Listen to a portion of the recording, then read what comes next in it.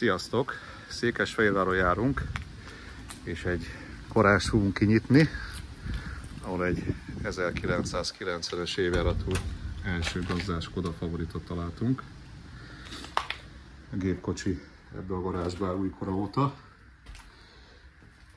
1939-es születésű tulajdonosa egészségügyi állapota miatt most már nem tudja vezetni ezt az autót, kb. 10 éve.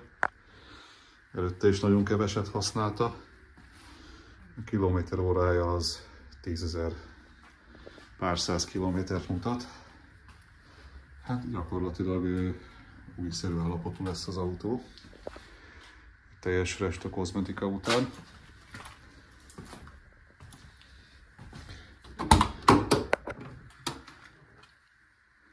Azt mondja, hogy itt az óraállás, és hát egy nagyon szép műszörmehúzatok védik az autót. Ez is újkora óta rajta van, most nem is tudom, felszínű rá van téve. Tehát egy igazán gyönyörű autó. Kerülnek elő még ilyen csodák. Nálunk szerencsére minden héten. Úgyhogy az autót szeretnénk egy OT vizsgálapotra felhozni, és OT rendszámmal ellátni. Köszi a figyelmet!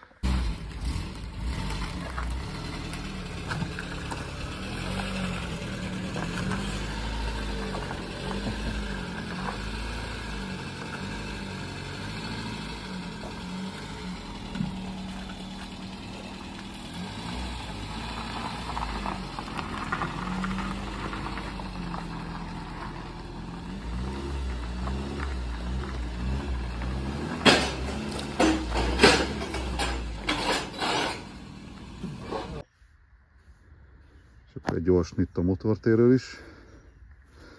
Hát ez sincs még lemosva, de gyakorlatilag úgy néz ki, mint egy új autó.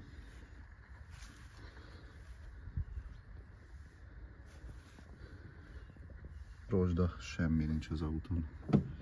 Még itt a favoritok szoktak rohadni itt a sárvédőperemnél, sárvédőnél. Itt is teljesen makulátlan. Úgyhogy ebben egy szép autót fogunk alkotni hamarosan. Eljutunk odáig.